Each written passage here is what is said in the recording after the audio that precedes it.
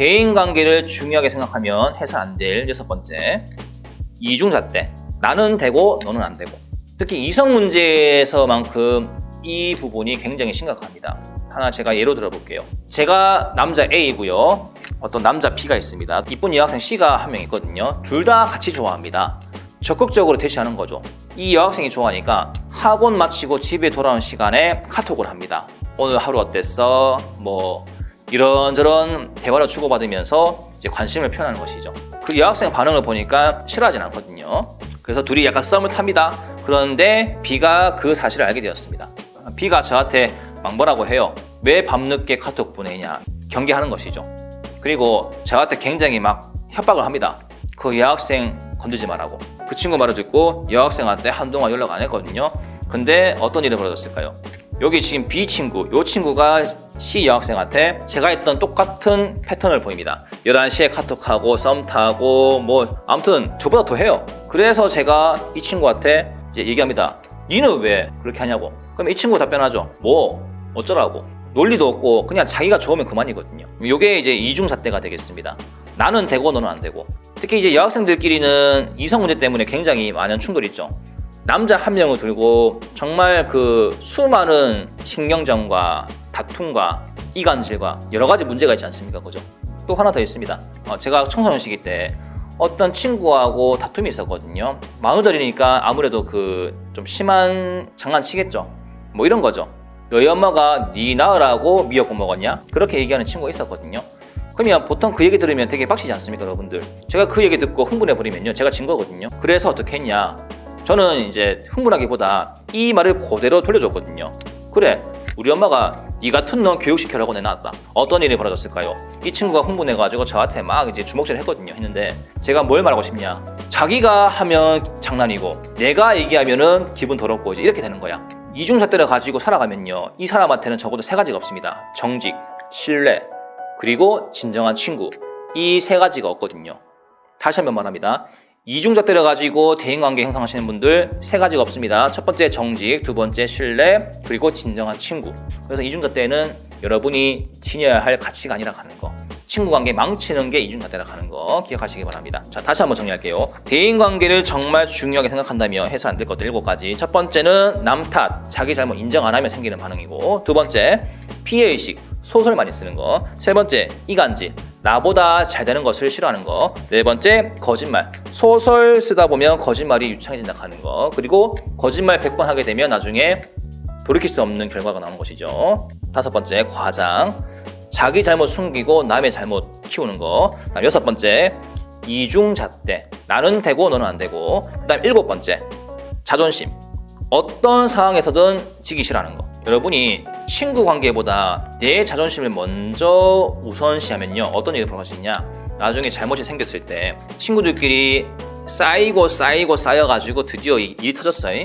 그래서 네 잘못 사과해라 했을 때 사과하지 않고 끝까지 버티는 것이죠. 그러면 이제 어떤 일이 벌어지냐? 담임선생님한테 얘기할 거다. 학생부 선생님한테 얘기할 거다. 이렇게까지 얘기하는데 이 자존심이 센 친구는 그렇게 하라고, 이런 식으로 반응합니다. 근데 막상 또 담임선생님한테 얘기가 들어가고 학생부 선생님이 호출하면요, 어차피 자기가 잘못한 거 다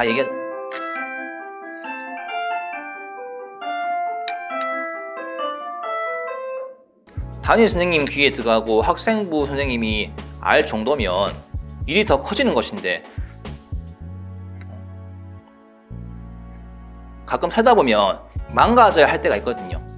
예를 들면 졸업사진 찍을 때 왜 개인 촬영 있지 않습니까? 그때 왜 귀여운 포즈 같은 거, 저희 반 학생 같은 경우는 개인 사진 이제 포즈 취하라고 하니까 막 뭐 이렇게 이런 거 하고 있더라고요. 친구들이 막 웃고 즐겁게 망가지더라도 주변 사람들을 웃길 수 있다 보니까 이렇게 자신 있게 하는 거야. 근데 이제 개인 사진 촬영할 때 가만히 이렇게 있고, 사실 그런 것까지 자존심을 지킬 필요가 없는 것이죠. 즐거운 분위기 속에서 망가져 할 때는 기꺼이 망가져 주는 것이 대인관계에 있어가지고 플러스가 되는 것이거든요. 친구들 중에서 자존심이 엄청 센 친구들 있죠. 처음엔 친했지만 살아보니까, 생활해보니까 이 친구가 자기 잘못을 인정하네. 끝까지 굽히지 않고 자기 신념대로 살아갑니다. 그런 친구 옆에 두면 대화 자체가 이제 힘들지 않나? 그리고 그 자존심 센 친구가 다른 무리에 가더라도 거기서 똑같은 일이 또 벌어지거든요. 주변에 친구가 많은 사람을 한번 보십시오. 어떤 특징이 있는지. 자존심을 절대 세우지 않습니다. 망가질 때는 확실하게 망가집니다. 그리고 친구 관계에 있어가지고 좀 이 관계가 내 잘못 때문에 악화될 것 같다 싶으면 자기 잘못을 정확하게 인정합니다. 그 친구들은 타이밍을 알아요. 내가 여기서 내 자존심 지키면 어떤 결과가 벌어질지 알기 때문에 자기가 자존심 내려놓고 사과하고 망가지는 것입니다. 우선순위를 알거든요. 자존심이 절대로 1순위가 아니라 가는 거. 저도 왜 학생들하고 이렇게 막 농담 주고받잖아요. 근데 제가 만약에 자존심을 지켜가면서 여러분하고 학교 생활을 하면요, 저 학교 생활 못합니다. 자존심을 세워가면서 학생을 가르치면요, 나중에 학생들이 어떤 농담을 하게 되면 그 자존심 하나 때문에 관계가 딱 부러지거든요.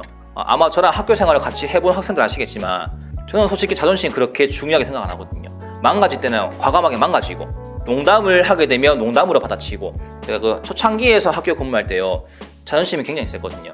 그때랑 지금이랑 똑같은 학생의 농담인데 그때는 그거 진지하게 받아들여가지고 자존심이 상해가지고 엄청 트러블이 생겼고요. 지금은 그 농담을 받아가지고 이게 팩트 폭행으로 이렇게 막 제가 이렇게 놀리거든요. 그 차이점이 있습니다.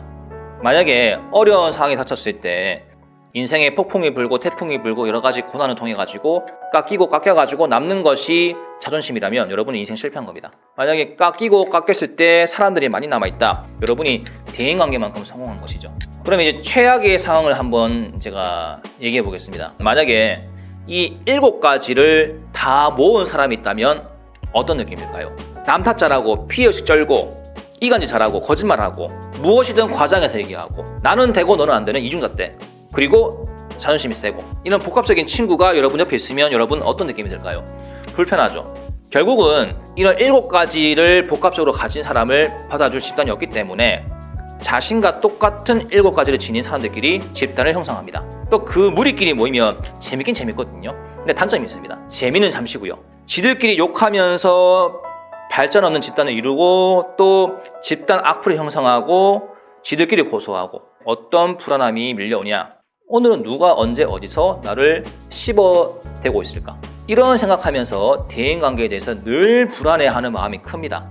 그게 하루 이틀이지 매일매일 반복이 된다고 생각해 보십시오. 사람 미쳐버리죠. 만약에 평범한 집단이라면 굳이 그런 걱정까지 안 하잖아요. 근데 안 해도 될 걱정을 그 집단은 날마다 하는 것입니다. 그래서 자신에 대해서 안 좋은 얘기가 조금만 나오더라도 막 친구도 동원해가지고 그 안 좋은 얘기를 꺼냈던 사람을 찾아가서 막 밟아버리죠. 누가 내 씹었고, 이런 논쟁들이 그 집단들의 하루 일상입니다. 감정적으로 소모해야 될 에너지가 얼마나 큽니까, 그 사람들이. 그래서 발전이 없는 거예요.